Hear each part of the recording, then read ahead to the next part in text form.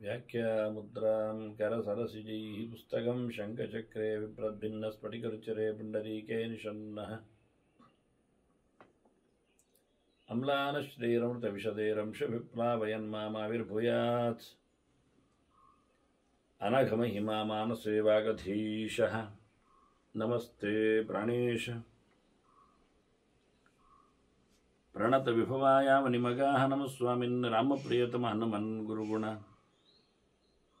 नमस्तुभ्यं भीमप्रबलतमकृष्णेष्टभगवन् नमः श्रीमन्मध्वप्रदिश सुदृशन्नो जय जय श्रीगुरुभ्यो नमः नारायणं सुरगुरुं जगदेकनाथं भक्तप्रियं सकललोकनमस्कृतं च त्रैगुण्यवर्जितमजं विभुमाद्यमीशं वन्दे भवग्नम् अमरासुरसिद्धवन्द्यं नारायणं नमस्कृत्य नरं चैव नरोत्तमं देवीं सरस्वतीं व्यासं ततो जयमुदीरये ವೇದವ್ಯಾಸರ ಮಹಾಭಾರತದ ಚಿಂತಕರಿಗೆ ವಂದನೆಗಳು. ಶಾಂತಿ ಪರ್ವದ 184ನೆಯ ಪ್ರವಚನ.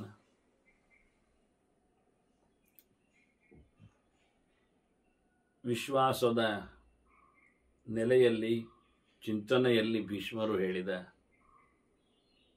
ಹಕ್ಕಿಕತೆ ಬ್ರಹ್ಮದತ್ತನಲ್ಲಿ ಸೇಡು ತೀರಿಸಿಕೊಂಡ ಪೂಜೆಯನ್ನು ಹೊರಟಾಗ ರಾಜ ಇರು ಎನ್ನುವುದಾಗಿ ಆ ಹಕ್ಕಿಯಲ್ಲಿ ಕೇಳಿಕೊಳ್ಳುತ್ತಾನೆ. ಮತ್ತೆ ಹಕ್ಕಿ ತಾನು ಹೊರಟೋಗುವ ಸಮಾಚಾರವನ್ನು ಸಮರ್ಥನೆ ಮಾಡುತ್ತದೆ.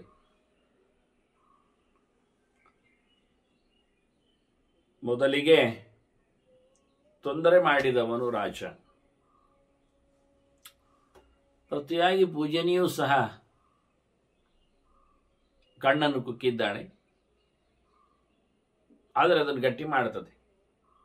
ಪೂಜಿತಸ್ಯ ಅರ್ಥಮಾನಾಭ್ಯಾಂ ಅಂತೆ ಪೂರ್ವಾಪಕಾರಿಣಃ ಹೃದಯಂ ತವ ವಿಶ್ವಸ್ತಂ ಕರ್ಮ ತ್ರಾಯಸ್ಯತೆ ಬಲಾತ್.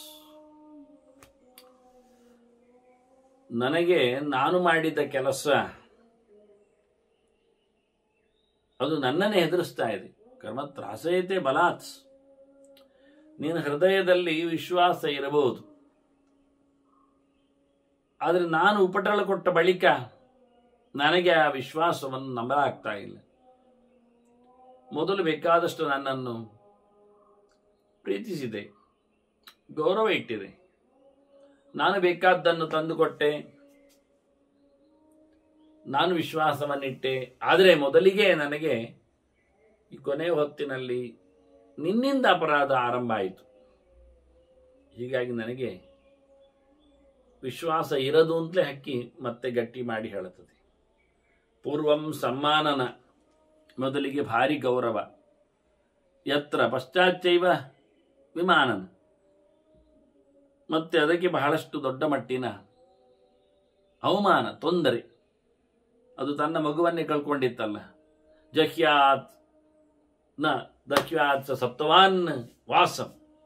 ಇಂತಹ ಸಂದರ್ಭದಲ್ಲಿ ಏನು ಮಾಡುವ ಕೇಳಿದರೆ, ಮೊದಲು ಗೌರವವನ್ನು ಕೊಟ್ಟರು, ಮುಂದೆ ಬಹಳಷ್ಟು ಅಗೌರವ ಅನ್ಯಾಯ ಆಯಿತು ಅಂದಾಗ ಅಂತಹ ಸಂದರ್ಭದಲ್ಲಿ ಅಲ್ಲಿರುವವನು ಬಿಡಬೇಕು ಅಂತ ಕ್ರಮ.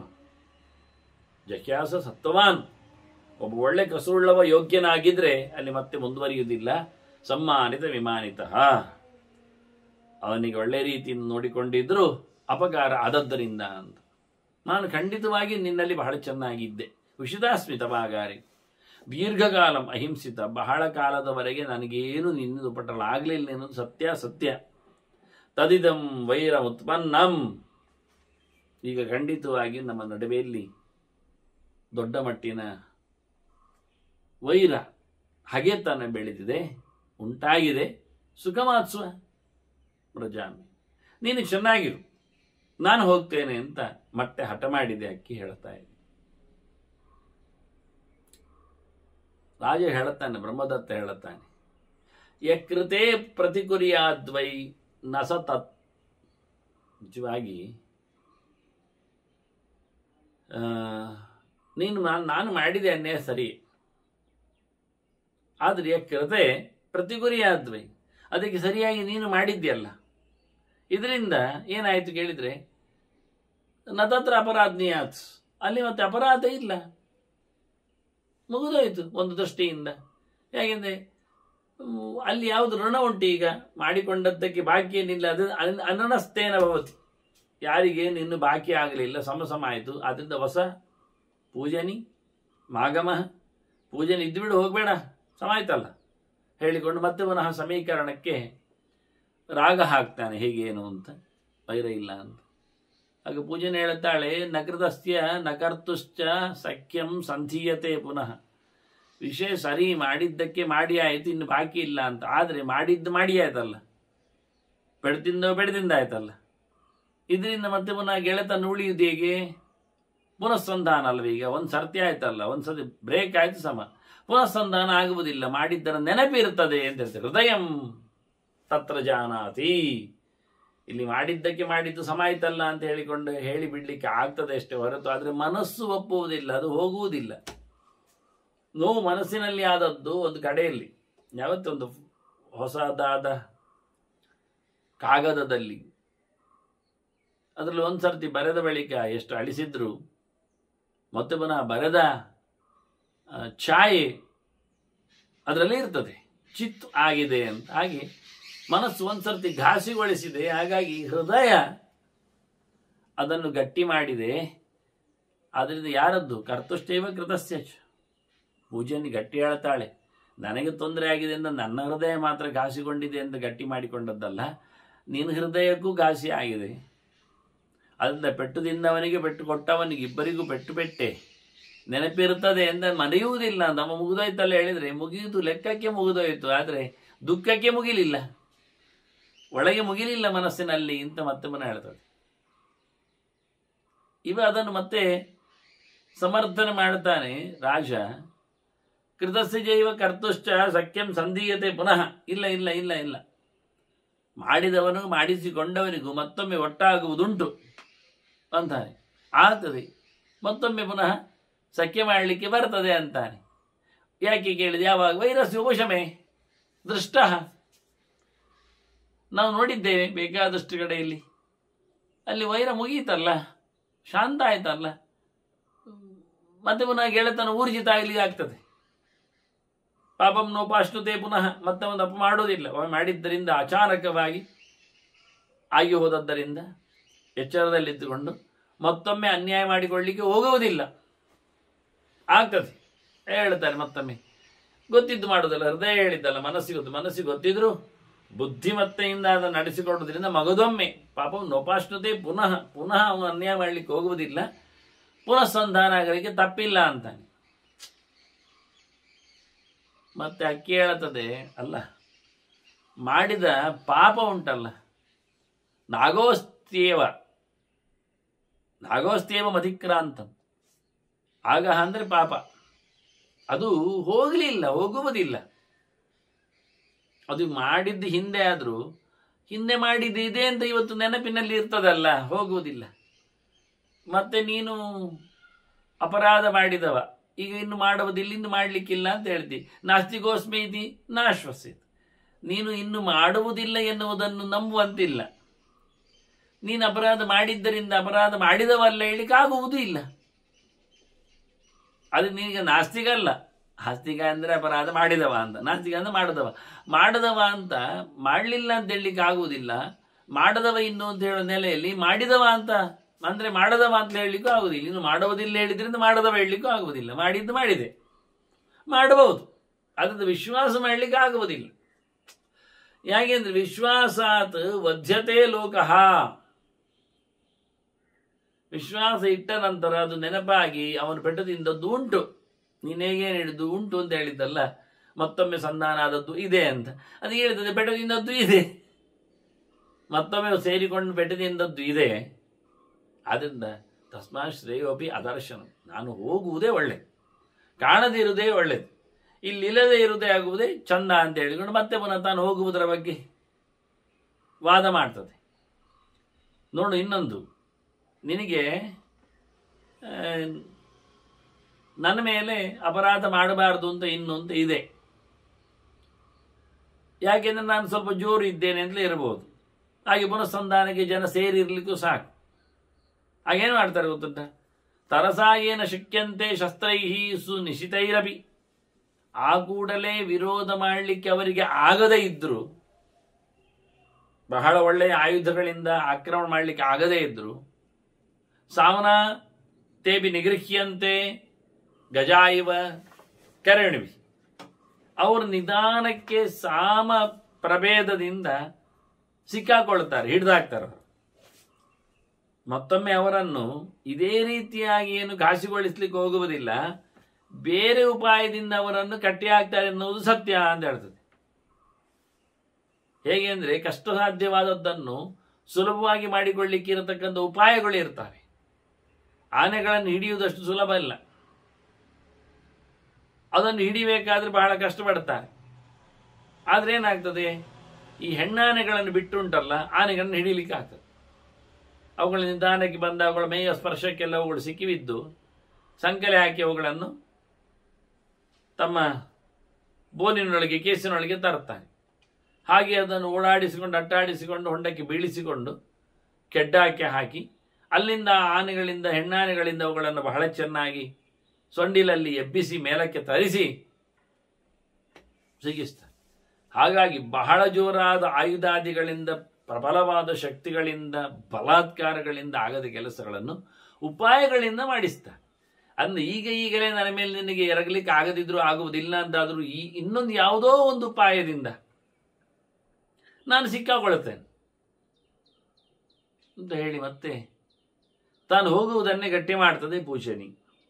ಮತ್ತೆ ಬ್ರಹ್ಮದತ್ತ ಹೇಳುತ್ತಾನೆ, ನೋಡು, ಇದ್ದ ಬಳಿಕ ಸಂವಾಸಾತ್ ಜಾಯತೆ ಸ್ನೇಹ. ನಾವಿಬ್ಬರು ಬಹಳ ಸಮಯದಿಂದ ಒಂದೇ ಕಡೆ ಇದ್ದದ್ರಿಂದ ಪ್ರೀತಿ ಎನ್ನುವುದು, ಆದರ ಎನ್ನುವುದು, ಗೆಳೆತನ ಎನ್ನುವುದು ಗಟ್ಟಿಯಾಗಿ ಕೂತಿದೆ. ಅದು ಕೆಲವೊಮ್ಮೆ ಸಾಯುವವರೆಗೆ ಇರ್ತದೆ, ಜೀವಿತಾಂತ ಕರೇಶ್ವಪಿ. ಅದು ಏನು ಹೆಚ್ಚು ಕಡಿಮೆ ಆದರೂ ಗೆಳೆತನಕ್ಕೇನು ಧಕ್ಕೆ ಬರುವುದಿಲ್ಲ. ಅಷ್ಟು ಪ್ರೀತಿ ಎನ್ನುವುದು, ವಿಶ್ವಾಸ ಎನ್ನುವುದು ಮ್ಯೂಚುವಲ್ ಆಗಿ, ಅನ್ಯೋನ್ಯಸ್ಯ ಹಿ ವಿಶ್ವಾಸ. ಅದು ಅನ್ಯಾಯ ಮಾಡಿದವರಲ್ಲಿಯೂ ಒಟ್ಟಿಗೆ ಇದ್ದದ್ರಿಂದ ಬರಲಿಕ್ಕೆ ಸಾಧ್ಯ ಇರ್ತದೆ. ಅನ್ಯಾಯ ಮಾಡಿದ ತಕ್ಷಣ ಬ್ರೇಕ್ ಆಗ್ತದೆ ಅಲ್ಲ. ಶ್ವಾನಶ್ವಪಜಯೋರಿವ. ಈಗ ನಾಯಿ ತಿನ್ನಿಸುವ ಜನಕ್ಕೆ ಒಟ್ಟಿಗೆ ಬೇರೆ ಫ್ರೆಂಡ್ಶಿಪ್ ಇರುವುದಿಲ್ಲ. ನಾಯಿಯನ್ನು ಬೇಯಿಸಿ ತಿನ್ನುವ ಇದ್ದಾನೆ, ಆದರೆ ಅವನ ಜೊತೆಯಲ್ಲಿ ನಾಯಿಗಳು ಇರ್ತವೆ. ಅವನು ನಾಯಿಗಳನ್ನು ಇಟ್ಕೊಳ್ಳುತ್ತಾನೆ, ನಾಯಿಗಳು ಅವನನ್ನು ಪ್ರೀತಿಸ್ತವೆ, ಆದರೆ ಅವನು ಅದನ್ನೇ ತಿಂತಾನೆ. ಕಡಿದು ತಿಂದಾಗುವ ಪ್ರಾಣಿಯು ಕೊಲೆಗಾರನ ಜೊತೆಯಲ್ಲಿ ತಿರುಗ್ತದೆ ಹೇಗೋ ಹಾಗೆ ಬಹಳ ಸಮಯ ಒಟ್ಟಿದ್ದರೆ ಉಂಟಲ್ಲ, ತಮ್ಮ ಬಡಿಯುವವನಲ್ಲಿಯೂ ನಿಜವಾಗಿ ದೃಷ್ಟಾಂತ ಹೇಳಲಿಕ್ಕೆ ಸುಲಭ ಇತ್ತು ಅಂದರೆ, ಈ ನಾಯಿಯನ್ನು ಬಡಿಯುವುದು ಆ ನಾಯಿಗೆ ಗೊತ್ತಾಗುವುದಿಲ್ಲಲ್ಲ. ತನ್ನ ನೀವು ಬಡಿತಾನೆ ಎನ್ನುವಷ್ಟು ಬುದ್ಧಿ ಉಂಟು ಅಂತ ಹೇಳೋದು ನಾಯಿಗೆ. ಆಗ ಆ ನಾಯಿಯನ್ನು ಬಡಿಯುವಾಗ ಇದು ಕಚ್ಚುವುದಿಲ್ಲ ಅವನಿಗೆ. ಇದು ತಿಳ್ಕೊಂಡಿದ್ದೆ, ಆ ನಾಯಿಯನ್ನು ಮಾತ್ರ ತಿನ್ನು ತನ್ನನ್ನಲ್ಲ ಅಂತ. ತನ್ನ ಸರದಿ ಬಂದಾಗ ಹಾಗೆ ತಿಂತಾನೆ, ಅದಕ್ಕೆ ತಲೆಯಲ್ಲಿ ಇಲ್ಲ. ಅದನ್ನು ಅದಕ್ಕೆ ಒಂದು ರೀತಿಯಿಂದ ಮೂಡಾದು ಅಂತ ಅರ್ಥ. ಇದು ನಾಯಿಗೆ ಮಾತ್ರ ಅಲ್ಲ, ಕೋಳಿಯನ್ನು ಸಾಕುವುದಿಲ್ವ? ಕೋಳಿ ಸಾಕುವವರನ್ನು ಕೋಳಿ ಪ್ರೀತಿಸುವುದಿಲ್ವ? ಅದು ಅವನನ್ನು ಕಡಿತದೆ, ಅದನ್ನು ತಿಂತಾರೆ ಅವರು. ಅದು ಅದಕ್ಕೆ ಇನ್ನೊಂದನ್ನು ಕಡಿಯುವುದು ಕಂಡ್ರೂ ಸಹ ತನ್ನನ್ನು ಕಡಿತಾರೆ ಅಂತ ತಲೆಯಲ್ಲಿಲ್ಲ. ತನಗೆ ತಿನ್ಲಿಕ್ಕೆ ಆಗುವುದಕ್ಕೆ ಅದಕ್ಕೂ ತಿನ್ಲಿಕ್ಕೆ ಆಗಿದೆ ಕಡಿದಿದ್ದಾರೆ ಅಂತ ತಲೆಯಲ್ಲಿಲ್ಲ. ಅಷ್ಟು ತಲೆಯಲ್ಲಿದ್ರೆ ಯಾವತ್ತೂ ಕುಕ್ಕಿ ಓಡಿತ್ತದು. ಇನ್ನೂ ಒಂದು, ತನ್ನನ್ನು ಇಷ್ಟು ಸಮಯ ಅದು ತಿನ್ಲಿಕ್ಕೆ ಕೊಟ್ಟು ಸಾಕ್ತಾನಿಲ್ಲ ಎನ್ನತಕ್ಕಂಥ ಒಂದು ವಿಚಿತ್ರವಾದ ಪ್ರೀತಿ ಉಂಟು ಹೇಳಿದರೆ ಅದೊಂದು ಸ್ವಲ್ಪ ಕಷ್ಟವಾದ ಪ್ರೀತಿ. ಅದೊಂದು ಮೂಢವಾದ ಸ್ನೇಹ ಅಂತ ಅರ್ಥ. ಸಂಭ್ರಮ ಭಯಯೋಗೇನ ಅಂತ ಹೇಳಿಕೊಂಡ ಹಾಗೆ ಒಂದು ರೀತಿಯಿಂದ ಆ ಕೋಳಿಯನ್ನು ಅವರು ಕಟ್ಟಿ ಹಾಕ್ತಿದ್ರು, ಬಡಿತಾ ಇದ್ರು. ಅದಕ್ಕೆ ತಿನ್ಲಿಕ್ಕೆ ಕೊಡದೆ, ಅದು ಕೇವಲ ಬದುಕಬೇಕೆನ್ನುವ ಹಂಬಲದಲ್ಲಿ ತಿನ್ಲಿಕ್ಕೆ ಕೊಟ್ಟದ್ದಕ್ಕೆ ಮಾತ್ರ ಡಿಪೆಂಡ್ ಆದಾಗಿ, ಅದರಾಚೆಗೆ ಇಲ್ಲ ಬದುಕಬೇಕು ಎನ್ನತಕ್ಕಂಥ ಒಂದು ಭಯಂಕರ ಸ್ವಾರ್ಥದಿಂದಾಗಿ ತಿನ್ಲಿಕ್ಕೆ ಕೊಡ್ತಾನಲ್ಲ ಅಂತ ಹೇಳಿಕೊಂಡು ಪ್ರೀತಿಸುವ ಬಗೆ ಇದ್ದಾಗೆ ಕೊನೆಗೆ ನಾಳೆ ಕತ್ತೀಚಿಗಿದ್ರು ಅಂದ್ರೆ ಅದು ಕುರಿಕಾಯಿ ಅವರ ಕಥೆಯೂ ಹಾಗೆ. ಕುರಿ ಬಂಡೆ ಸಾರು ಮಾಡಿ ನಿಂತಾರೆ ಅವರು ಕಡ್ದು. ಮತ್ತೆ ಎಲ್ಲ ಹಾಗೆ ಆಡು ಸಾಕುವವರಲ್ಲಿ ಅಂಥದ್ದುಂಟು ಕತೆ. ಈ ರೀತಿಯಾಗಿ ಈ ಪ್ರಾಣಿಗಳಲ್ಲಿ ಒಂದು ದಡ್ಡತನದ ವ್ಯವಸ್ಥೆ ಇರ್ತದೆ. ಹಾಗಾಗಿ ಸ್ನೇಹ ಒಟ್ಟು ಇರುವುದರಿಂದ ಅದು ಅವನ ಬೆಂದೆ ಕಡಿತ, ಅವನ ಬೆನ್ನೆಯಿಂದ ಹೋಗ್ತದೆ, ಅದು ತನ್ನ ಗೋಣನ್ನು ಕೊಟ್ಟುಕೊಳ್ಳುತ್ತದೆ ಎನ್ನುವುದು ಸತ್ಯ ಅಂತ ರಾಜ ಮತ್ತೆ ಹೇಳ್ತಾನೆ. ಅನ್ಯೋನ್ಯ ಕೃತ ವೈರಾಣ. ಈಗ ನಿಜವಾಗಿ ನಾವಿಬ್ಬರು ಸಹ ಅನ್ಯಾಯ ಮಾಡಿಕೊಂಡಿದ್ದೇವೆ, ಆದರೆ ಸಂವಾಸಾತ್ ಮೃದುತಾಂಗತ, ನಾವು ಒಟ್ಟಿಗೆ ಇದ್ದದ್ರಿಂದ ಅದು ಸ್ವಲ್ಪ ಸ್ಮೂತ್ ಆಗ್ತದೆ, ಮೆಲ್ಲಕ್ಕೆ ಕಮ್ಮಿ ಆಗ್ತದೆ, ಸೂಕ್ಷ್ಮಕ್ಕೆ ಬರ್ತದೆ. ವೈರ ಉಂಟು, ಈಗ ಇನ್ನೇನು ನಿಧಾನಕ್ಕೆ ಅದು ಮರೆತು ಹೋಗ್ತದೆ, ಅದು ತನ್ನಷ್ಟಕ್ಕೆ ಕಮ್ಮಿ ಆಗ್ತದೆ. ಇಬ್ಬರಲ್ಲಿ ಮತ್ತೆ ಪುನಃ ಗಾಢವಾದ ಸ್ನೇಹ ಬೆಳೆದು ಬರ್ತದೆ. ಆಗ ನಾವತಿಷ್ಠತಿ ತದ್ ವೈರ. ನೀನು ಹೇಳಿದ ಮಾಡಿದ ಅಪಕಾರಗಳೆಲ್ಲ ನೆನಪಿನಲ್ಲಿ ಇರುವುದಿಲ್ಲ, ವೈರವೇ ಇರುವುದಿಲ್ಲ. ಅದು ಏಕೆ ಅಂದರೆ ಪುಷ್ಕರಸ್ಥ ವಿಮೋದಕ. ಅದು ಆನೆಯ ದೃಷ್ಟಾಂತ ಎಲ್ಲ ಕೊಟ್ಟರೆ, ಇವ ನಾಯಿಯ ದೃಷ್ಟಾಂತ ಎಲ್ಲ ಕೊಟ್ಟು ಅದನ್ನು ತಪ್ಪಿಸಿದ. ಪುಷ್ಕರ ಅಂದರೆ ಕಮಲ, ಅದರ ಮೇಲೆ ನೀರು ನಿಲ್ತದೆ. ನೀರು ನಿಲ್ತದ? ಇಲ್ಲ. ನೀರು ಬಿದ್ದಿದೆ, ನೀರು ಬಿದ್ದಿದ್ರಲ್ಲಿ ಉಳಿತದ? ಇಲ್ಲ. ಪಸೆಯೂ ಕಾಣ, ಮೊದಲು ಪಸೆ ಕಂಡಾಗ ಆಗ್ತದೆ, ನೀರು ಪಸೆ ಏನಿರುವುದಿಲ್ಲ. ಹೇಗೋ ಹಾಗೆ ವೈರ ತನ್ನಷ್ಟಕ್ಕೆ ಅನ್ಯಾಯ ಮಾಡಿಕೊಂಡವರಲ್ಲಿ ತನ್ನಷ್ಟಕ್ಕೆ ಒಟ್ಟಿದ್ದರಿಂದ ಮಾಸಿ ಹೋಗ್ತದೆ, ಇಲ್ಲ ಆಗ್ತದೆ. ನೀರಲ್ಲಿ ಅದ್ದಿದ ಹೂವಿನಂತೆ ನೀರಿನ ಪಸೇ ಕಾಣದಂತೆ ಇರ್ತದೆ ಎಂದು ಇನ್ನೊಂದು ದೃಷ್ಟಾಂತ ಕೊಟ್ಟೆ ಇವ. ಇದು ಪೂಜನಿಗೆ ಮತ್ತೆ ಹೇಳುತ್ತದೆ, ಅಯ್ಯಮಾರಯ್ಯ ನೋಡು ವೈರ ಎಷ್ಟು ಬಗೆ ಉಂಟು ಗೊತ್ತುಂಟ ನಿನಗೆ, ನೀನು ಸುಮಾರು ರೀತಿಯಲ್ಲಿ ಹೇಳಿಕೊಡ್ತೇವೆ. ವೈರಂ ಪಂಚ ಸಮುತ್ಥಾನ, 5 ರೀತಿಯಿಂದ ದ್ವೇಷ ಉಂಟಾಗ್ತದೆ. ತಚ್ಚ ಬುದ್ಧಿಯಂತಿ ಪಂಡಿತ, ಅದವರಿಗೂ ಗೊತ್ತಿದ್ದವರಿಗೆಲ್ಲ ಗೊತ್ತುಂಟದು, ಚೆನ್ನಾಗಿ ಗೊತ್ತುಂಟು. ಒಂದು ನಿಜವಾಗಿ ಒಟ್ಟಿಗೆ ಇರತಕ್ಕಂಥ ತನ್ನಲ್ಲಿ ಬಂದಿರತಕ್ಕಂಥ ವೈರದ ಕಥೆ ಸ್ವಭಾವ, ಸ್ವಗೃತ ವೈರ ಕೇಳಿದರೆ ಈ ಹಾವು ಮುಂಗಿಸಿಗೆ ಎಲ್ಲ ಇದ್ದ ಹಾಗೆ, ಅವುಗಳಿಗೆ ಅವು ಡೆಡ್ ಅಗೇನ್ಸ್ಟ್ ಇದ್ದ ಹಾಗೆ, ಅವುಗಳಿಗೆ ಸಹಜವಾಗಿ ವೈರ. ಯಾಕೆ ಏನಂತ ವಿಷಯವೇ ಇಲ್ಲ, ಹುಲ್ಲಿದನಕ್ಕೆ ಎಲ್ಲ ಇದ್ದ ಹಾಗೆ. ಒದ್ದೆಘಾತಕ ಎನ್ನತಕ್ಕಂಥ ವ್ಯವಸ್ಥೆ, ಒಂದು ಸಾಯ್ತದೆ, ಒಂದು ಕೊಲ್ತದೆ. ಈಗ ಹಾವು ಮುಂಗಿಸಿಯಲ್ಲಿ ಆದರೂ ಹಾವು ಹೊಡಿಬಹುದು, ಮುಂಗಿಸಿ ಮಾತ್ರ ಹಾವನ್ನು ಕತ್ತರಿಸಬೇಕು ಅಂತಲ್ಲ. ಈ ಹುಲಿದನದಲ್ಲಿ ಏನು ದನ ಹುಲಿಗೆ ಹೊಡೆಯುವುದೇ ಇಲ್ಲ, ದನ ಹುಡ್ಕೊಂಡೋಗಿ ಹುಲಿಗೆ ಹೊಡೆಯುವುದೂ ಇಲ್ಲ. ಹುಲಿ ಆಗಲು ಹುಡ್ಕೊಂಡು ಹೋಗಿ ಹೊಡಿತದೆ ದನಕ್ಕೆ, ಅಂದ್ರೆ ಹುಡ್ಕೊಂಡು ಹೋಗಿ ತಿನ್ಲಿಕ್ಕೆ ಅಂತ ಅರ್ಥ, ಊಟಕ್ಕೆ ಆಗಿ. ಹಾಗೆ ಇದು ಒಂದು ರೀತಿಯ ವೈರ. ಏನು ಮಾಡುವ, ಸಹಜ. ಇನ್ನೊಂದೇನು ಗೊತ್ತುಂಟ, ವಾಸ್ತುಜಂ. ಈ ನೆಲದ ಮೇಲೆ ಇರತಕ್ಕಂಥ ಗಲಾಟೆ ಉಂಟಲ್ಲ, ಅದು ಮುಗಿಯುವುದೇ ಇಲ್ಲ. ಇದು ನನ್ನ ಜಾಗ, ಇದು ನನ್ನ ತೋಡು, ಇದು ನನ್ನ ನೆಲ, ಇದು ನನಗಾಗಿ, ಇದು ನನಗೆ ಅಂತ ಹೇಳಿಕೊಂಡು ಈ ಪಾಂಡವರು ಗೌರವ ದೊಡ್ಡ ಗಲಾಟೆ ಅಲ್ಲೇ ಉಂಟಲ್ಲ, ವಾಸ್ತುಜಂ ಅಂತ. ನೆಲದ ಲೆಕ್ಕಾಚಾರದ ಮೇಲೆ ಬಂದಿರತಕ್ಕಂಥ ವೈರ ಉಂಟಲ್ಲ, ಇದು ನಮ್ಮ ಇವತ್ತಿನ ಬದುಕಿನಲ್ಲಿ ಬಹಳ ದೊಡ್ಡ ಸಂಗತಿ. ಅದು ಎಲ್ಲ ವಾದ ವಿವಾದಗಳು, ಕೋರ್ಟ್ ಕಚೇರಿಗಳೆಲ್ಲ ನೆಲೆಗೊಂಡದ್ದು ಇದರಲ್ಲಿ, ನಿಂತುಕೊಂಡದ್ದು ಇಲ್ಲಿಯಲ್ಲಿ. ಹೀಗೆ ಎಲ್ಲೆಡೆ ಅದು ಇಡೀ ದೇಶಕ್ಕೆ ಗಡಿಯಾಲತೆಯಲ್ಲಿ ಎಲ್ಲ ಕಡೆಯಲ್ಲಿ ಹಾಗೆ. ಇದು ಬಹಳ ದೊಡ್ಡದ ಮಟ್ಟಿನ ವೈರ ಅಂತದೆ ಇದು. 3ನೇದ್ದು ವಾಕ್ಚ, ಮಾತಿನಲ್ಲಿ ಬಂದದ್ದು. ಈ ದ್ರೋಣ ದೃಪದರಿಗೆ ಅದು ಮಾತಿನಲ್ಲಿ ಗಲಾಟೆ. ನೀನು ಒಟ್ಟಿಗೆ ನಾನು ರಾಜನಾದಾಗ ಎಲ್ಲ ಕೊಡ್ತೇನೆ ಅಂತ ಹೇಳಿಕೊಂಡವ ದೃಪದ.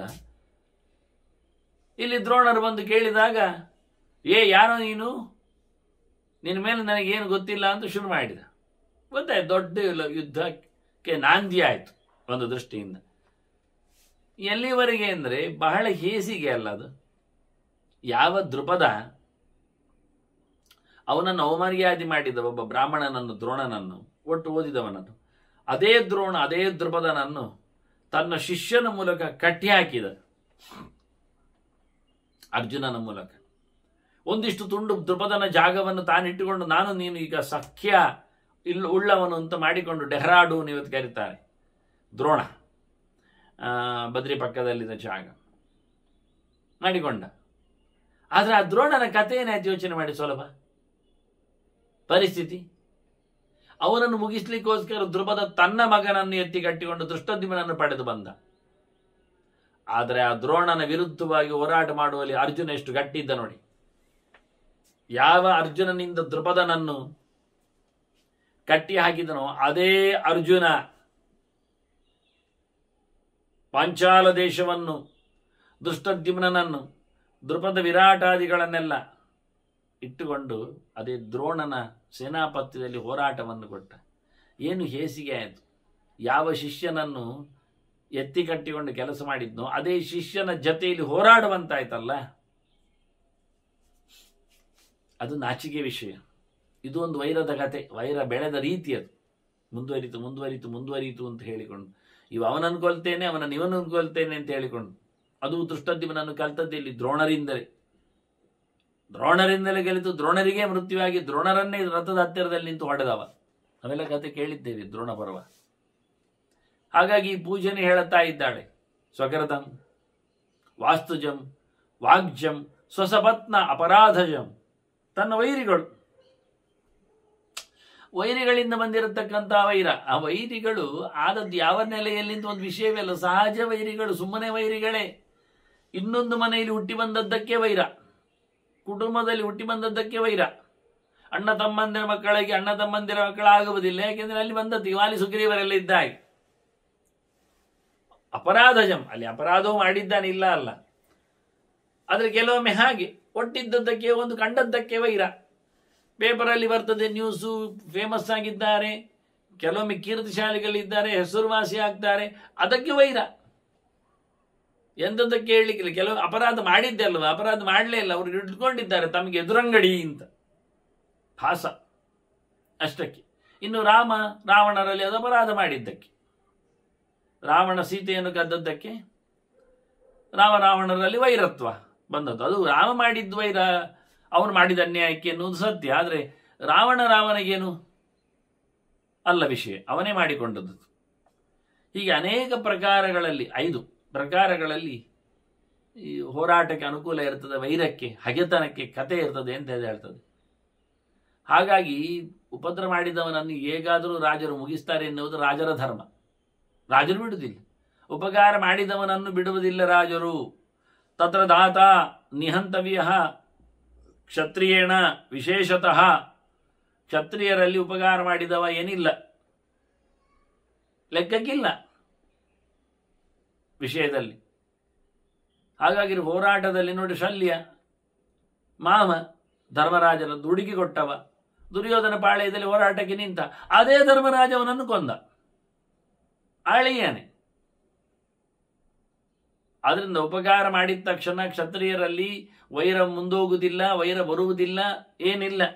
ಕ್ಷತ್ರಿಯರಲ್ಲಿ ಹಾಗೆ, ಧರ್ಮ ಅಂದರೆ ಕ್ಷತ್ರಿಯರದ್ದು ಹಾಗೆ, ಯಾರನ್ನು ಮುಗಿಸ್ತಾರೆ, ಕೊಲ್ತಾರೆ. ಆದ್ರಿಂದ ನಾನು ಸಹ ಹೇಳಲಿಕ್ಕೆ ಆಗುವುದಿಲ್ಲ, ಕೊಲ್ಲಿಕ್ಕೆ ಆಗುವುದಿಲ್ಲ ಅಂತ ಎದುರಲ್ಲಿ ಕಾಯ್ತಾ ಇರ್ಬೋದಲ್ಲ. ಪ್ರಕಾಶಂವಾ ಬುದ್ಧ್ವಾ ದೋಷ ಬಲಾವನ.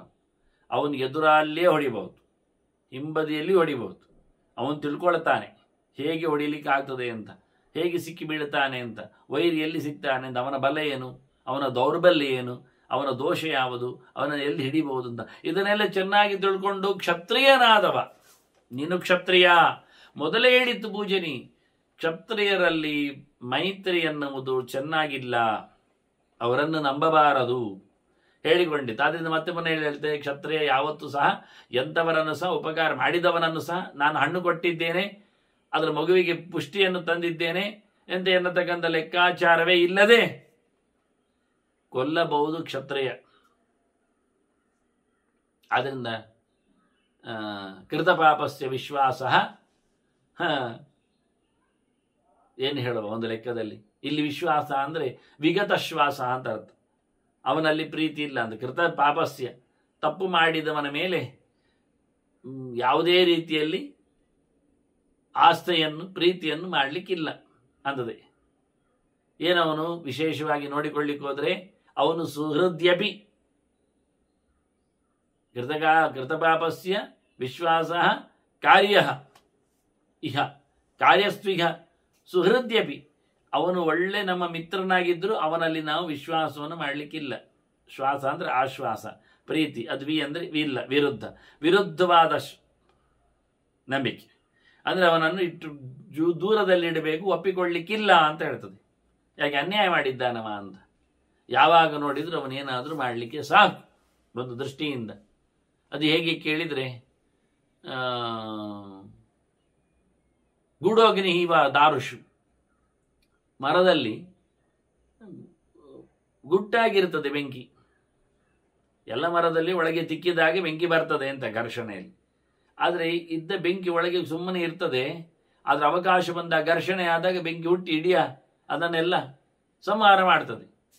ಅದರಿಂದ ವೈರ ಹಾಗೆ ಒಳಗಿರ್ತದೆ. ತಿಷ್ಠತೆ ವೈರಂ, ಒಳಗೆ ನಿಜವಾಗಿ ಗೂಢವಾಗಿರತಕ್ಕಂಥ ವೈರ ಇರ್ಲಿಕ್ಕೆ ಹೋಗಿ ಅದು ಎಂದಾದರೂ ಬರಷ್ಟ ಆಗಬಹುದು.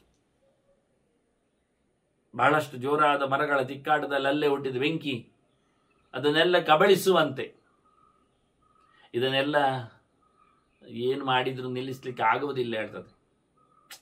ದುಡ್ಡಿನಿಂದ ಇನ್ಯಾವುದೇ ಪ್ರಕಾರಗಳಿಂದ ವ್ಯಕ್ತಿಯ ವಿಶ್ವಾಸವನ್ನು ಗಳಿಸಲಿಕ್ಕೆ ವೈರವನ್ನು ತ್ಯಾಗ ಮಾಡಲಿಕ್ಕೆಲ್ಲ ಆಗ್ತದ? ನವಿತ್ತೇನ ನ ಪಾರುಷ್ಯೈ ನ ಚ ಸಾಂತ್ವೇನ ಚ ಶ್ರುತೈ. ಓದಿಕೊಳ್ಳುವುದರಿಂದ, ಅಭ್ಯಾಸ ಮಾಡಿದ್ದರಿಂದ, ಗಡಸು ಮಾತಾಡಿದ್ದರಿಂದ, ಮೆಲ್ಲಕ್ಕೆ ಸಾಮಧಾನದಲ್ಲಿ ಹೇಳುವುದರಿಂದ, ದುಡ್ಡು ಕೊಡುವ ಮೂಲಕ ವೈರಾಗ್ನಿ ಶಾಮ್ಯತೆ ರಾಜನ್ ನ. ವೈರ ಎನ್ನುವ ಬೆಂಕಿ ಅದು ಎಂದೂ ಕಮ್ಮಿ ಆಗುವುದಿಲ್ಲ. ಸಮಾಧಾನದಿಂದ ದುಡ್ಡು ಕೊಡುವುದರಿಂದ, ಗಡಸು ಮಾತಾಡಿದ್ರಿಂದ, ಹೊಳ ಓದಿಕೊಂಡಿದ್ದಾನೆ ಹೇಳುವುದರಿಂದ ಎಲ್ಲ ವೈರಾಗ್ನಿಯನ್ನು ನಾಶ ಮಾಡಲಿಕ್ಕೆ ಬರುವುದಿಲ್ಲ. ಹೇಗೆ ಅಂದರೆ ನಿಮಗ್ನ ಅಗ್ನಿ ನಿವಾರಣವೇ. ಅವ್ರ ಅಗ್ನಿ, ಒಡವಾಗ್ನಿ ಸಮುದ್ರದಲ್ಲಿ ಇರುವಂತೆ ಅದು ನೀರಿನ ನಡುವೆಯಲ್ಲಿದ್ದರೂ ನಂದಿಕೊಳ್ಳಿಲ್ಲ. ಹೇಗೋ ಏನು ಮಾಡಿದರೂ ಒಳಗಿನ ಅಗ್ನಿಯನ್ನು ಹೊರಗೆ ಹಾಕಿಕೊಂಡು ಅದನ್ನು ನಂದಿಸಿಕೊಳ್ಳಲಿಕ್ಕೆ ಯಾವುದೇ ಉಪಾಯಗಳು ಇರುವುದಿಲ್ಲ. ನಹಿ ವೈರಾಗ್ನಿ ರುದ್ಭೂತಃ ಕರ್ಮಚಾಪಿ ಅಪರಾಧಜಂ ಶಾಮ್ಯಕ್ಕೆ ಅದದ್ವಾ ನೃಪತೆ ವಿನಾಹ್ಯೇಕತರಕ್ಷಯಾತ್. ಬಹಳ ಗಂಭೀರವಾದ ಮಾತನ್ನು ಹೇಳುತ್ತದೆ. ಈ ವೈರ ಎನ್ನತಕ್ಕಂಥ ಅಗ್ನಿ ಉಂಟಲ್ಲ, ಅದು ಉಂಟಾಗಿದೆ ಈಗ. ಅದು ಕರ್ಮದಿಂದ ನಮ್ಮಲ್ಲಿ ಬಂದದ್ದು, ಅಪರಾಧದಿಂದ ಉಂಟಾಗಿ ಹೋದದ್ದು. ಈ ದ್ವೇಷ, ಈ ವೈರ, ಈ ಹಗೆತನ, ಈ ಆಗದಿರತಕ್ಕ ಕತೆ ಉಂಟಲ್ಲ, ಈ ಬೆಂಕಿ, ಇದು ಖಂಡಿತವಾಗಿಯೂ ನಂದುವುದು ಯಾವಾಗ ಕೇಳಿದ್ರಿ? ಇನ್ನೊಂದನ್ನು ಸುಡದೆ ನಂದುವುದಿಲ್ಲ. ಏನ್ ಸುಡ್ತದೆ ಕೇಳಿದ್ರೆ, ಯಾರೋ ಒಬ್ಬನನ್ನು ಕಬಳಿಸ್ತದೆ. ಇಬ್ಬರಲ್ಲಿ ಇರತಕ್ಕಂಥ ವೈರ ನಿಲ್ಲಬೇಕಾದ್ರೆ ಯಾರೋ ಒಬ್ಬ ಇಲ್ಲ ಆಗಬೇಕು. ಅಲ್ಲಿವರೆಗೆ ಮುಂದೆ ಹೋಗ್ತದೆ ಜಿದ್ದು ಸ್ಪರ್ಧೆ ಒಳಗಿಂದ ಒಳಗೆ. ಅದರಿಂದ ಯಾರೋ ನಾನು ಮತ್ತೊಂದು ನೀನು, ಯಾರಾದರೂ ಒಬ್ಬರು ಸಾಯದೆ ನಮ್ಮಿರುವರ ವೈರ ನಿಲ್ಲುವುದು. ಯಾಕೆ ಇರುವರ ಮಧ್ಯೆಯಲ್ಲಿರತಕ್ಕ ವೈರ ನಿಲ್ಲಬೇಕಾದ್ರೆ ಒಬ್ಬ ಸತ್ರ ಇನ್ನೊಬ್ಬರು ಎಲ್ಲಿ ವೈರ ಮಾಡಲಿವರ. ಅದನ್ನು ಯಾರೋ ಒಬ್ಬ ಸಾಯುವ ಮೊದಲು ಈ ವೈರಾಗ್ನಿ ಅನ್ನುವುದು ನಿಲ್ಲುವುದಿಲ್ಲ ಅಂತ ಮತ್ತೆ ಗಟ್ಟಿಯಾಗಿ ಪೂಜೆನೆ ಹೇಳ್ತಾ ಉಂಟು. ನಾನು ಮೊದಲು ನನಗೆ ನೀನು ಒಳ್ಳೆ ರೀತಿಯಲ್ಲಿ ನೋಡಿಕೊಂಡಿದ್ದೇನೆ ಎನ್ನುವುದರಲ್ಲಿ ಎರಡು ಮಾತಿಲ್ಲ. ಸತ್ಕೃತಸ್ಯ ಅರ್ಥಮಾನಾಭ್ಯಾಂ ತತ್ರ ಪೂರ್ವಾಪಕಾರಿಣ. ಆದರೆ ಮೊದಲಾಗಿ ಅನ್ಯಾಯ ಮಾಡಿದ್ ನೀನೇ ಅಲ್ವಾ. ನಾನು ಕೊಟ್ಟಿರತಕ್ಕಂಥ ಹಣ್ಣಿನ ದಾನಕ್ಕಾಗಲಿ, ನನ್ನನ್ನು ಇರ್ಲಿಕ್ಕೆ ಬಿಡ್ಲಿಕ್ಕೆ ಆಗಲಿ, ನನ್ನನ್ನು ತುಂಬ ಆಸ್ತಿಯನ್ನು ನೀನು ಕೇಳಿಕೊಳ್ಳಿಕ್ಕೆ ಆಗಲಿ ಇಲ್ಲಿದ್ದರಿಂದ ಕೊನೆಗೆ ನೀನು ಅನ್ಯಾಯ ಮಾಡ್ಲಿಕ್ಕೆ ಹೋಗಿ ನೈವ ಶಾಂತಿ ನ ವಿಶ್ವಾಸ. ಮತ್ತೆ ಪುನಃ ಕರ್ಮಣ ಜಾಯತೆ ಬಲಾತ್. ಯಾವುದೇ ಒಂದು ವಿಚಿತ್ರವಾದ ಗಟ್ಟಿಮುಟ್ಟಾದ ಕೆಲಸದಿಂದಲೂ ಮತ್ತೆ ಅದು ಶಾಂತಿ ಆಗ್ತದೆ ಹೇಳಲಿಕ್ಕೆ ಆಗುವುದಿಲ್ಲ, ನಿಂತೋಗ್ತದೆ ಹೇಳಲಿಕ್ಕೆ ಆಗುವುದಿಲ್ಲ. ಅದಕ್ಕೊಂದು ಎಂಡ್ ಇಲ್ಲ ಆಗ್ತದೆ. ವಿಶ್ವಾಸ ಆದ್ರಿಂದ ಮಾಡಲಿಕ್ಕೆ ಆಗುವುದಿಲ್ಲ. ಆದ್ರಿಂದ ಏನಾಯ್ತು? ನೈವಾಪಕಾರೇ ಕಸ್ಮಿಂಚಿತ್ ಅಹಂ ತ್ವಯಿ ತಥಾ ಭವಾನ್. ಈಗ ನಾವು ಇವತ್ತಿನವರೆಗೆ ನೀನೇನು ಹೇಳಿದ್ದು, ವಿಶ್ವಾಸ ನಮ್ಮಲ್ಲಿ ಮುಂದುವರಿತದೆ. ನಾವು ಇವತ್ತಿನವರೆಗೆ ಯಾರಾದರೂ ಅನ್ಯಾಯ ಮಾಡಿಕೊಂಡು ಬದುಕಿದ್ದು ಉಂಟಾ? ಅಪಕಾರದಲ್ಲಿ ಒಂದಾದ್ರೂ ಒಂದು ಅಪಕಾರದಲ್ಲಿ, ಅನ್ಯಾಯದಲ್ಲಿ ನಾನು ನಿನ್ನಲ್ಲಿ ಆಗಲಿ ಅಥವಾ ನೀನು ನನ್ನಲ್ಲಿ ಆಗಲಿ ಇವತ್ತಿನವರೆಗೆ ಓದಿ ನಿಜವಾಗಿ ಹಕ್ಕಿ ಅವನಲ್ಲೇ ಇರುವುದಲ್ವ. ಅವನ ರಾಜ್ಯದಲ್ಲಿ, ಅವನ ಅರಮನೆಯಲ್ಲಿ ಹಕ್ಕಿ ಇದೆ ಹೊರತು ಹಕ್ಕಿಯ ಗೂಡಿನಲ್ಲಿ ಅವನೇನಿಲ್ಲ. ಆದರೆ ವಿಶ್ವಾಸ, ನಾವಿಬ್ಬರು ಒಟ್ಟಾಗಿದ್ದದ್ದುಂಟ ತೊಂದರೆ ಬಂದಾಗ. ಇವತ್ತಿನವರೆಗೆ ನಮ್ಮಿಬ್ಬರಲ್ಲಿ ಯಾವುದೇ ಡಿಸ್ಪ್ಯೂಟ್ ಇರಲಿಲ್ಲ, ವೈರ ಇರಲಿಲ್ಲ. ಆದರೆ ನಮಗೆ ವೈರ ಇದ್ದಾಗ ಹೇಗಿರುವುದು ಗೊತ್ತುಂಟ? ಒಟ್ಟಿಗೆ ನಮ್ಮಿಬ್ಬರಲ್ಲಿ ಯಾವುದೇ ತೊಂದರೆಗಳು ಇಲ್ಲದಿದ್ದಾಗ ನಾವು ಒಟ್ಟಿದ್ದೇವೆ ಎನ್ನುವುದು ಸತ್ಯ. ತೊಂದರೆ ಇದ್ದಾಗ ನಾವು ಒಟ್ಟಿದ್ದೇವೆ ಎನ್ನುವುದು ಆಗಿದೆಯಾ? ಇವತ್ತಿನವರೆಗೆ ಆಗಲಿಲ್ಲ. ಆದ್ರಿಂದ ಇವತ್ತು ತೊಂದರೆ ಇಲ್ಲದಿದ್ದಾಗ ನಾವಿಬ್ಬರು ಒಟ್ಟಿದ್ದದ್ದು ಎನ್ನುವುದು ಸತ್ಯ ಎನ್ನುವುದು ಸತ್ಯ. ವಿಶ್ವಾಸ ದುಷಿತಾಭಾವ. ನಾವಿಬ್ಬರೂ ಒಟ್ಟಿಗಿದ್ದದ್ದು ಯಾವಾಗ ಅಂದ್ರೆ ಏನು ಒಳಗೆ ನಮ್ಮಲ್ಲಿ ಕಸಿವಿಸಿ ಇಲ್ಲದಿದ್ದಾಗ. ನೇದಾನಿ ವಿಶ್ವಸಾಮ್ಯ. ಈಗ ನನಗೆ ಹಾಗಲ್ಲ, ಈಗ ನಾನು ಇರ್ಲಿಕ್ಕೆ ಆಗುವುದಿಲ್ಲ. ಯಾಕೆಂದ್ರೆ ಈಗ ನಾವು ಇಬ್ಬರು ಹಿಂದಿನ ಹಾಗೆ ತೊಂದರೆ ಇಲ್ಲದಿದ್ದಾಗ ಒಟ್ಟಿದ್ದಾಗ ಈ ಒಂದು ತೊಂದರೆ ಎನ್ನುವುದೊಂದು ಉಪಾಧಿ ಸೇರಿಕೊಂಡಿದೆ. ನೋವು ಎನ್ನುವುದು ನಮ್ಮನ್ನು ಮಧ್ಯದಲ್ಲಿ ಬಾಧಿಸಿದೆ. ಇವ ಬಿಡುವುದಿಲ್ಲ ಬ್ರಹ್ಮದತ್ತ. ಮತ್ತೆ ಹೇಳ್ತಾನೆ, ಅಲ್ಲ ಈಗ ವೇದಾಂತ ಮಾತಾಡ್ತಾನವ ಅಪರಾಧದ ವಿಷಯದಲ್ಲಿ, ಲೌಕಿಕವಾದ ವ್ಯಾವಹಾರಿಕವಾದ ಮಾತಲ್ಲದೆ.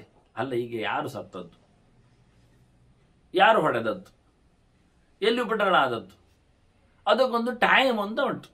ಕಾಲೇನ ಕ್ರಿಯತೆ ಕಾರ್ಯಂ ತಥೈವ ವಿವಿಧ ಕ್ರಿಯಾ ಕಾಲೇನೈವ ಪ್ರವರ್ತಂತೆ ಕಹ ಕಸ್ಯೇತಿ ಅಪರಾಧ್ಯತಿ. ಈಗ ಯಾರು ಯಾರಿಗೆ ಅಪರಾಧ ಮಾಡಿತ್ತು, ಎಲ್ಲಿ ಅಪರಾಧ, ಯಾರು ತೊಂದರೆ ಮಾಡಿತ್ತು? ನೀನು ನನಗೆ ಪುತ್ರ ಮಾಡಿದ್ದು ಹೇಳೋದು, ನಾನು ನೀನು ನನ್ನ ಮಗುವಿನ ಕಣ್ಣಿಗಿತ್ತದ್ದು ಹೇಳೋದೆ, ನಾನು ನಿನ್ನ ಮಗುವನ್ನು ಅಕ್ಕಿಯನ್ನು ಕೊಂದದ್ದು ಹೇಳುದ? ಸಮಯದಲ್ಲಿ ಎಲ್ಲ ಕೆಲಸ ಆಗೋದು, ಎಲ್ಲರ ಕೆಲಸಗಳು ಎಲ್ಲ ಕಡೆಯಲ್ಲಿ ಎಲ್ಲ ಅದಕ್ಕೆ ಕಾಲನೇ ಕಾರಣ. ಕಾಲದಿಂದಲೇ ಸಮಯಕ್ಕೆ ಅನುಗುಣವಾಗಿ ನಡೀತದೆ. ಸಾಯುವುದು ಎನ್ನುವುದೊಂದು ಇಲ್ಲದೇ ಇರುವುದು ಅಂತ ಇಲ್ಲ. ಅದಕ್ಕೆ ಕಾರಣಗಳು ಹಲವಿರಬಹುದು. ಆದರೆ ಅದಕ್ಕೆ ಅಪರಾಧ ಅಂತ ಪಟ್ಟಿಗಟ್ಟುವುದಾ ಅಂತ ಹೇಗೆ ಅಂತ. ತುಲ್ಯಂಚೋಬೆ ಪ್ರವರ್ತೇತೆ ಮರಣಂ ಜನ್ಮ ಚೈವಹಿ. ಹುಟ್ಟು ಸಾವು ಎಲ್ಲ ಕಾಲದ ಕೈಯಲ್ಲಿ. ಒಟ್ಟಿಗೆ ಹುಟ್ಟಿದ ಮನೆಯಲ್ಲಿ ಇಬ್ಬರು ಮಕ್ಕಳು, ಈಗ ಒಟ್ಟಿಗೆ 2 ಮಕ್ಕಳಿಗೂ ತೊಂದರೆ ಆಯಿತು. ಆದರೆ ಸಾಯಲಿಲ್ಲ ಅಲ್ಲ ಒಟ್ಟಿಗೆ. ಹೌದು, ಸಾಯಲಿಲ್ಲ, ಸಾವೇ ಬರಬೇಕು ಒಟ್ಟಿಗೆ ಅಂತಲ್ಲ. ಕೆಲಸ ಆಯ್ತಾ ಇಲ್ವಾ? ಕಾರ್ಯತೆ ಚೈವ ಕಾಲೇನ ತನ್ನಿಮಿತ್ತಂ ನ ಜೀವತಿ. ಅದು ಕಾರಣ ಇರ್ಲಿಕ್ಕೆ ಹೋಗಿ ಕಾಲದ ಲೆಕ್ಕಕ್ಕೆ ಕುಣಿಕೆಗೆ ಒಳಗಾಗಿ ಸಾಯುವುದು ಸಾಯ್ತದೆ, ಬದುಕುವುದು ಬದುಕ್ತದೆ.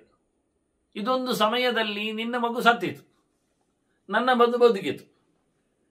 ನನ್ನ ಮಗು ಇದೊಂದು ಸಮಯದಲ್ಲಿ ಕಣ್ಣು ಕಿತ್ತೋಯ್ತು. ಹೀಗೆ ಕಾಲದ ಮೇಲಿನ ಒಂದು ಪರಿಣಾಮದಿಂದ ಎಲ್ಲಕ್ಕೂ ಕಾರಣ ಕಾಲ ಅಂತ ಹೇಳಿಕೊಂಡು, ಕಾರಣ ಎನ್ನುವ ಒಂದು ದೊಡ್ಡ ವಾದ ಉಂಟು. ಇದನ್ನು ಎಲ್ಲರೂ ಹೇಳಿಕೊಳ್ತಾರೆ ಹೇಳುವ ಹಾಗೆಲ್ಲ. ಪ್ರತಿ ಸರ್ತಿಯೂ ಕಾಲದ ಮೇಲೆಯೇ ಕಾರಣವನ್ನು ಅಂಟಿಸಿ ಎಲ್ಲರೂ ಪಲಾಯನ ಮಾಡ್ತಾರೆ. ಕಾಲ ಕೆಟ್ಟೋಯ್ತ್ರಿ, ನಾವಿದ್ದಾಗ ಈಗ ಇರಲಿಲ್ಲ ಹೇಳಿಕೊಂಡು ಪ್ರತಿಯೊಬ್ಬರು ತಮ್ಮ ಮುಂದಿನ ವರ್ಗಕ್ಕೆ ಅದನ್ನೇ ದೊಡ್ಡ ಅಸ್ತ್ರವನ್ನಾಗಿ ಪ್ರಯೋಗ ಮಾಡಿ ತಮ್ಮ ಕಾಲದಲ್ಲಿ ಹೀಗಿರಲಿಲ್ಲ, ಒಂದು ಶಿಸ್ತು ನಿಯಮ ಬದ್ಧತೆ ಇತ್ತು ಹೇಳಿಕೊಂಡು ಓಡ್ತಾರೆ.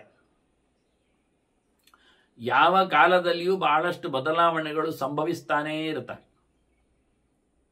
ಎಲ್ಲೆಡೆ ಹೇರಳವಾಗಿ ಸಿಗುತ್ತಿದ್ದ ನೀರು ಇವತ್ತು ಇಲ್ಲಾಗಲಿಕ್ಕೆ ಹೋಗಿ ಶುದ್ಧವಾದ ನೀರಿನ ಅಭಾವದಿಂದ ಬದುಕು ಎನ್ನುವುದು ದುಸ್ತರವಾದಾಗ, ಬದುಕಲೇ ಹಠ ಹಿಡಿದಾಗ ನೀರನ್ನು ಗೌಣವಾಗಿಸಿದ್ರು ಅವರು. ನೀರಿನ ಸರಬರಾಜು ಎನ್ನುವುದನ್ನು ಪ್ರಜೆಗಳ ಕ್ಷೇಮಕ್ಕೋಸ್ಕರ ರಾಜಮರ್ಯಾದೆಯಲ್ಲಿ ನಡಿಬೇಕು ಅಂದಾಗ ಗುಂಡಿ ತೋಡುವುದೇ, ಸರೋವರ ಕಟ್ಟುವುದೇ, ಬಾವಿ ಇಡುವುದೇ ಕೆಲಸ ಅಲ್ಲದೆ ಇದ್ದ ಬಾವಿಯಿಂದ ನೀರನ್ನು ಉಳಿದವರಿಗೆ ಕಳುಹಿಸುವ ವ್ಯವಸ್ಥೆ ಮಾಡುವ ಮೂಲಕ ಪೈಪ್ಲೈನ್ ಬರಲಿಕ್ಕೆ ಹೋಗಿ ಅದುವೇ ದೊಡ್ಡ ವಿಷಯ ಆಗಲಿಕ್ಕೆ ಹೋಗಿ ಬದುಕುವುದೇ ದೊಡ್ಡ ಸಂಗತಿ ಆಗಾದ ನಳ್ಳಿ ನೀರಿಗೆ ನೀವು ಬೈತೀರಿ, ಅದು ಪ್ರಶ್ನೆಯೇ ಅಲ್ಲ.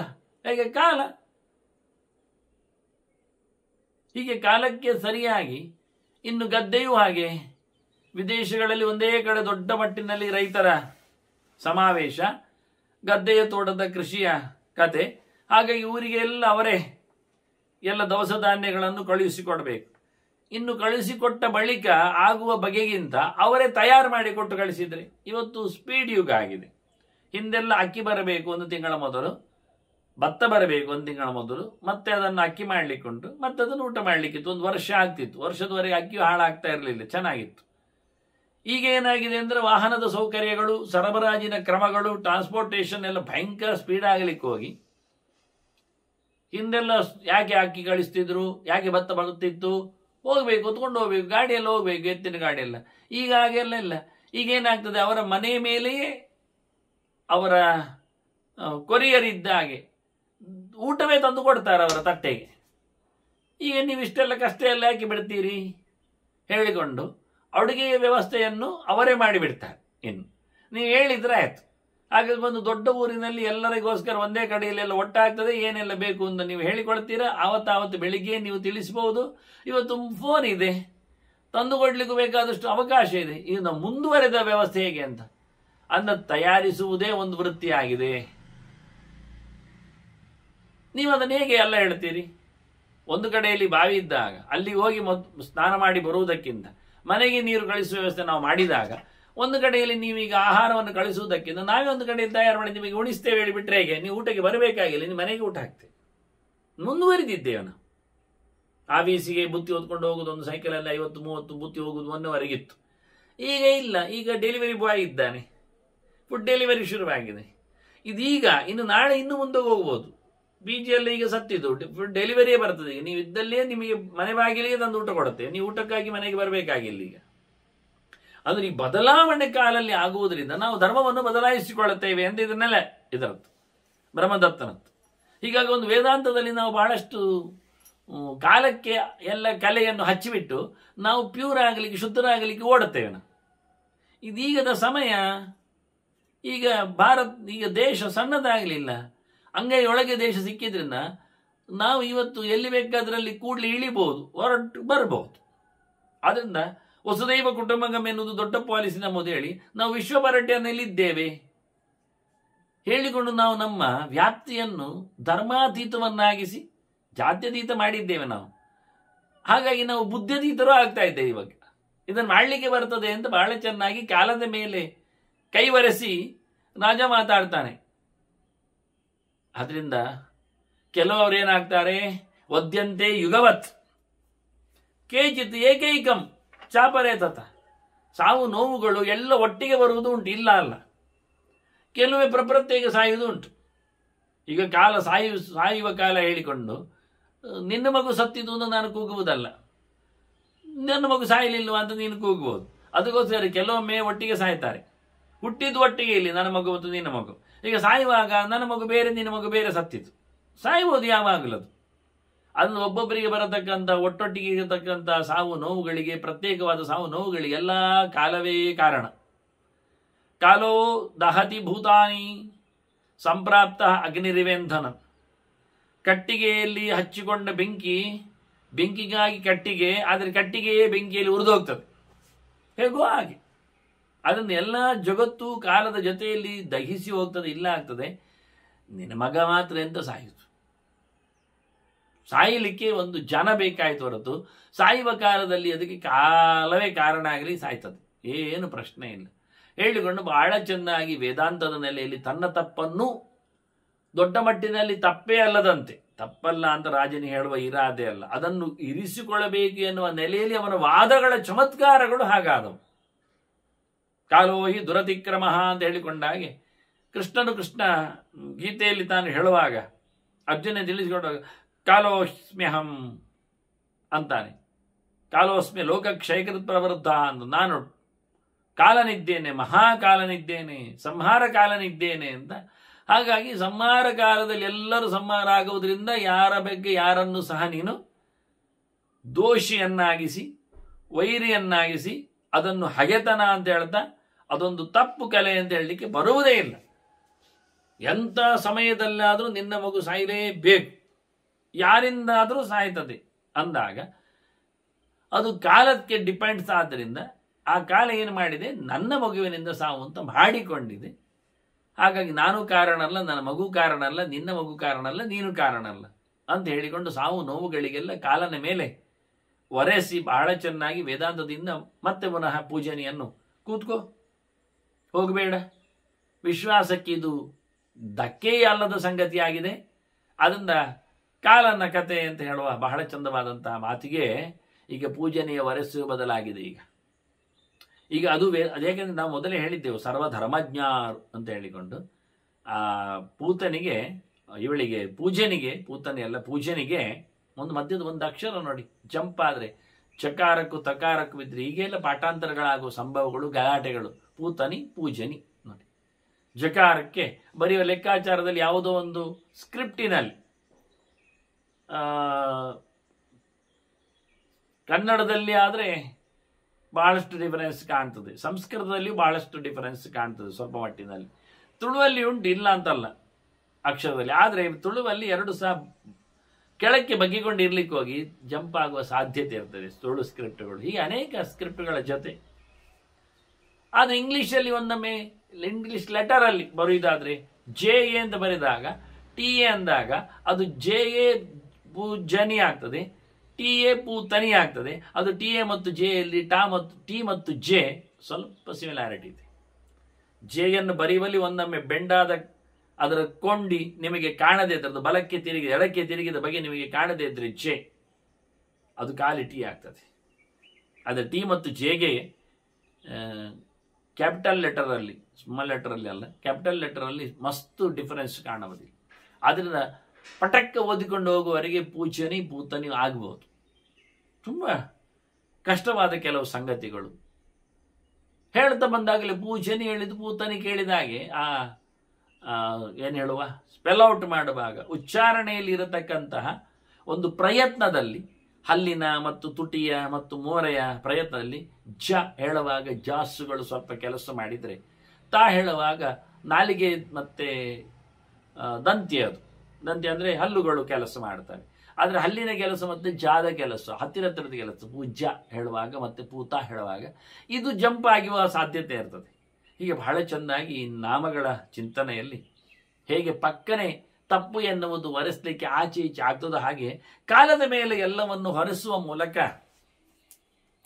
ರಾಜ ತಪ್ಪಿಸಿಕೊಂಡರೆ ರಾಜ ಯಾವತ್ತೂ ಸಮಾಧಾನ ಪಡುವುದು. ಹೀಗೆ ಇದೇ ದೊಡ್ಡ ಸಂಗತಿಯಾಗಿ ಹಿಂದೆ ಮಾತಲ್ಲಿ ಬಂದಿತ್ತು ನಮಗೆ. ಧರ್ಮಚಿಂತನೆಯಲ್ಲಿ ಒಂದು ದೃಷ್ಟಿಯಿಂದ ರಾಜಧರ್ಮ ಪರ್ವದಲ್ಲಿ ರಾಜ ಕಾಲಸ್ಯ ಕಾರಣಂ ಅಂತ ಹೇಳಿ ಭೀಷ್ಮ ಗಟ್ಟಿ ಮಾಡಿದ್ದ. ಕಾಲದ ಮೇಲೆ ನೀನು ಗುಬ್ಬೆಯನ್ನು ಕುಳ್ಳಿರಿಸಬೇಡ, ರಾಜ ಕಾಲಕ್ಕೆ ಕಾರಣವೋ ಕಾಲರಾಜನಿಗೆ ಕಾರಣವೋ ಹೇಳಿಕೊಂಡು ಮಾಡ್ಲಿಕ್ಕೆ ಹೋಗಬೇಡ. ಹೇಗೆ ರಾಜಕಾಲವನ್ನು ಬದಲಾಯಿಸಲಿಕ್ಕೆ ಬರ್ತದೆ, ರಾಜನೇ ಕಾಲಕ್ಕೆ ಕಾರಣ, ಕಾಲ ಕೆಟ್ಟೋಯ್ತು ಹೇಳಬಾರದು ಅಂತ ಹಿಂದೆ ಸಿದ್ಧಾಂತ ಮಾಡಿದ್ರು. ಈಗ ಮತ್ತೆ ಪುನಃ ಇಲ್ಲಿ ರಾಜ ಬ್ರಹ್ಮದತ್ತ ಪೂಜನೆಯ ವಿಷಯದಲ್ಲಿ ಎಲ್ಲರೂ ಹಾಗೆ ಸಾವು ನೋವುಗಳು ಕಷ್ಟ ನಷ್ಟಗಳು ಬಂದಾಗೆಲ್ಲ ಕಾಲದ ಮೇಲೆ ಹೇಳಿಬಿಡ್ತಾರೆ. ನೋಡುವ ಒಂದು ಒಳ್ಳೆ ಕಾಲ ಬರ್ತದೆ, ಒಂದು ಪರ್ಮಿಟೇಷನ್ಸ್ ಇದ್ದಾಗ, ಒಂದು ತಿರುವು ಇದ್ದಾಗೆ ಹೇಳಿಕೊಂಡು ಪರಿವರ್ತನಶೀಲವಾದದ್ದು ಕಾಲ ಅಂತ ಹೇಳಿಕೊಂಡು ಸಮಾಧಾನ ಪಡ್ತಾರೆ. ಸಮಾಧಾನ ಪಡುವುದರಲ್ಲಿ ಕಾಲಕ್ಕೇನು ಕೊರತೆ ಇಲ್ಲ. ಆದರೆ ಸಿದ್ಧಾಂತಗಳಿಗೆ ಎಷ್ಟು ಅದು ಪೂರಕ ಆಗ್ತದೆ ಎನ್ನುವುದರ ಬಗ್ಗೆ ನಾವು ಪೂಜನೆಯನ್ನು ಮಾತಾಡಿಸಬೇಕು. ಆಕೆಯೂ ಸಹ ಎಲ್ಲ ಧರ್ಮಗಳನ್ನು ಅರಿತವಳು ಅಂತ ಹೇಳಿದೆ. ಆದ್ದರಿಂದ ರಾಜಧರ್ಮ ಗೊತ್ತವಳಿಗೆ, ಆಪದ್ಧರ್ಮ ಗೊತ್ತವಳಿಗೆ, ಕಾಲಧರ್ಮ ಗೊತ್ತವಳಿಗೆ, ಜೀವನ ಧರ್ಮವೂ ಗೊತ್ತವಳಿಗೆ. ಹಾಗಾಗಿ ಅವಳು ಜೀವನ ಧರ್ಮದಲ್ಲಿ ಕಾಲಧರ್ಮವನ್ನು ಹೇಗೆ ಟ್ಯಾಕಲ್ ಮಾಡ್ತಾಳೆ ಎನ್ನುವುದನ್ನು ಮುಂದೆ ಆಕೆಯ ಮಾತಿನಲ್ಲಿ ನಾವು ಕಾಲದ ಚಿಂತನೆ ನಡೆಸುವಂತೆ ವಂದನೆಗಳೊಂದಿಗೆ ಶ್ರೀಕೃಷ್ಣ ನಾರಾಯಣ ನಾರಾಯಣ ನಾರಾಯಣ.